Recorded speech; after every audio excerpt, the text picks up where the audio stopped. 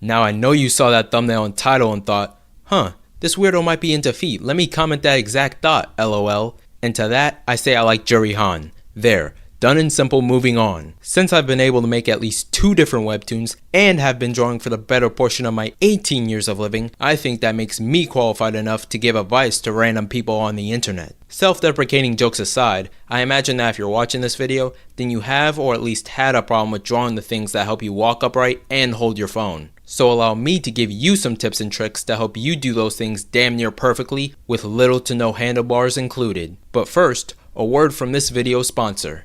Introducing a revolution in gaming, FootMouse, the first science-based gaming mouse made for feet. I've been using FootMouse since 2017, but not on land. There's a lot of controversy as to whether or not FootMouse should be termed illegal. Okay, let me stop dicking around and just get into this.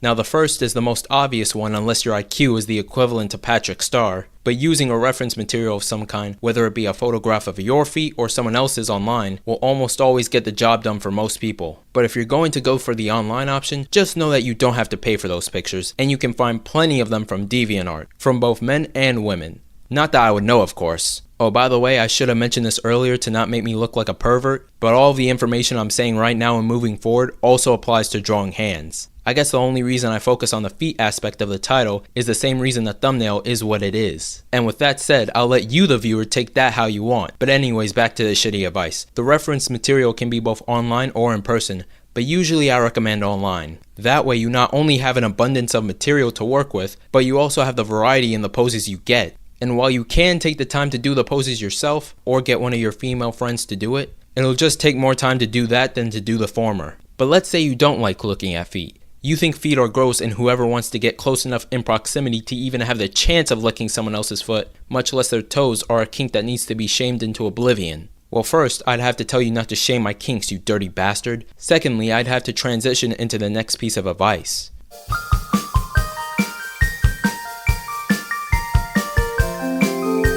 If you're not into looking at someone else's steppers, much less yours, then you can always just sketch them. Yeah, sure, you might be 5 times more likely to fail unless you've already practiced with human anatomy, but let's just play into that fantasy of yours the same way you played into mine by clicking this video. If you want to sketch a foot, the best way to do it for me is to try to understand the shape of the sole and the ball of the foot. And you can practice this as much as you want, just as long as you get it done better the last time you tried. Because sketching feet are like sketching hands but on recruit difficulty, as you only have to focus on the 2 things I mentioned earlier instead of all 5 toes. But you could be a weirdo and try to focus all your attention on that, and to do so you would have to sketch those toes the same way you would do fingers, but with a lot less detail and with mostly 2 joints for the big and pinky toe and 3 joints for the middle 3. And keep in mind, right now I'm talking about the bare bones of sketching, which is stick figure status, because once you move up to body proportions, you now have to consider spacing and consistent proportions so that the drawing looks somewhat accurate and realistic. This is actually the main reason why hands are so hard to draw, by the way.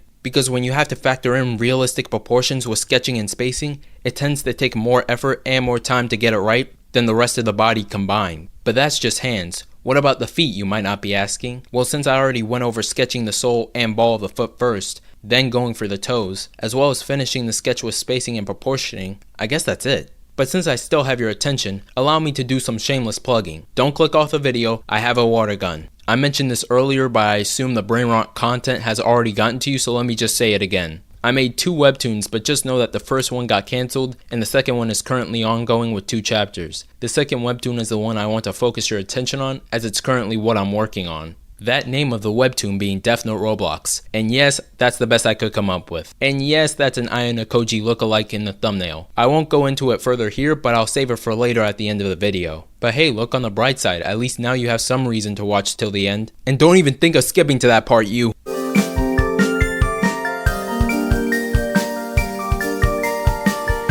With that aside, let's focus on the last piece of advice I have for you. And no, it's not the best piece of advice, that came earlier. Think of this as more of a finishing touch, if you will, as this is the last thing you need to draw anything your heart lusts for. Hey, sorry, was this getting weird? Here, let me find something to take your mind off of it real fast. Here you go. But in all seriousness, comparing your sketch or even line art to the real thing is probably the best way you know you messed it up or not. Because while you can say your drawing is good, can you really believe that most people who judge it for a living could say the same thing? Now of course you might be insecure about how other people might judge your art, and to that I'd like to say 3 things. Number 1, you most likely judged this thumbnail before you clicked on the video, so I'm gonna have to give you the hypocrite badge. Number 2, most people are not gonna shame your art even if it looks terrible, or at least to your face, especially if you look like this guy. Number 3, even if they do, they're most likely the same people that pee sitting sideways just to be different from everyone else. So don't feel bad for not having everyone like your art, because as long as people in your corner like and appreciate what you do, that's all that matters. Alright, now let me just turn the page, and by golly, looks like I'm all out of tips.